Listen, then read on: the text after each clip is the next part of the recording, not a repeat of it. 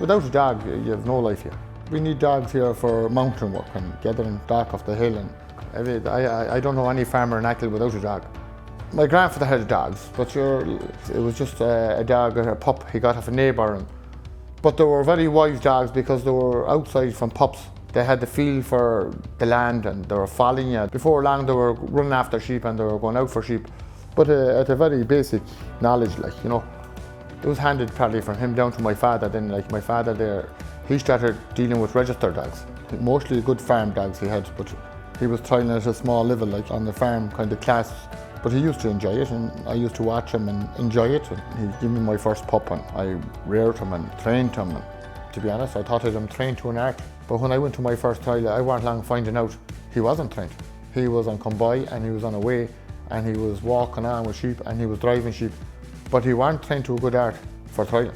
It was a whole different ballgame. I came home that day and I said, hey, you don't even know the half of it.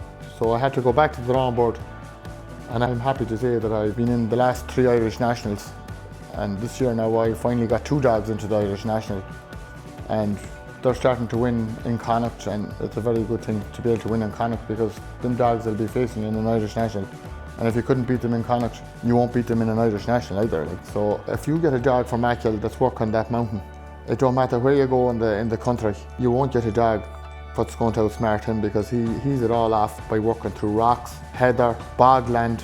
If I finish with a dog here on the mountain that cannot do it anymore, he might be 8 years old and he's getting too tired to go the 1.5 miles, and I sell him to a farmer up the country in lowland, he's capable of lasting another 5 years because he thinks it's heaven he's landed.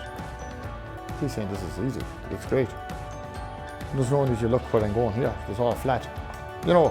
I'd have, say, 4 dogs at a fair good standard, and then I'd have 4 more coming up, maybe 2 years old. They'd be nearly finished, and I'd be knowing then which ones I want to keep for trialling, and maybe I want to keep one for just ordinary farm work around the house. And then I'd have another 4 coming up at a different stage, maybe at about 6 months. I'm not just going to finish off 4 and run out of dogs. I start all my young dogs in that garden there, that field there. The round pen first, them pups to be there all day. I might bring out 4 or 5 dogs there for training, and they're all sitting down watching what's going on, and they're getting focused on their sheep. And if the sheep runs up past the pen, they're all running up trying to get out and ahead of them to stop them going up. And nothing better for somebody to come with a dog for training, and you bring him into that field there and he runs through sheep and he eats their wool and eats their head and you jump on them and trying to catch them. And then in 3 or 4 weeks time that man comes back up for that dog and he's lying down and he's walking after sheep and he's like a whole different animal. If they could take over from there, it's great. But if someone asks you that you want him trained for the hill, to break a dog in a pen, you could nearly give a time in it. 3, 4 weeks, 5 weeks max. The hill is a whole different matter. They say a dog won't be a dog until he's a year under each paw. The last dog I brought out, he's coming up on 4 in September. And it's taken him all that time to get that experience. Now, they're the finished article. I could turn them dogs or twist them dogs any place I want to put them. But it does give me a great sense of joy when I finish off a dog, yes, even for myself, and get them up to a fine art. And it's an art that you have to train on, it just don't happen. As I said, you learn something new every day. And the more you watch, it could be just going down that road there to a local farmer and you pass him and you see him doing something and you're saying to yourself, boy, Christ, that's a cute way. And you say, I'll keep that now for my next training session, let's see, will it work?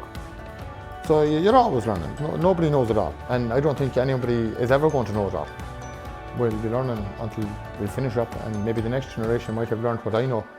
Technology will never replace a dog. You have to go on foot or the dog has to go for you. Sheep come over, they know you have no dog and they'll go out of sight for 2 minutes on that hill. But once you start walking up that hill and you land that dip, there's no sign of a sheep. They've doubled back on top of you and they're gone back to the place that you're after picking them up. You bring your dog with you, you put him up that river, bring him across, he does everything, he gather everything up along his way and he put them up where they came down from. I can't see anything ever replacing a dog. A collie dog is a man's best friend too. They're loyal to you, and if you're good to them, they'll trust you and they'll follow you and they want to be with you. And if another dog come up around you, you could tell they don't like it. They're jealous of them. But a dog is a man's best friend, and I tell you, a dog to me is everything. He does all my work here. He's not asking for much praise. Just a good dinner, good food, good digs, and he's happy. He's easy looked after.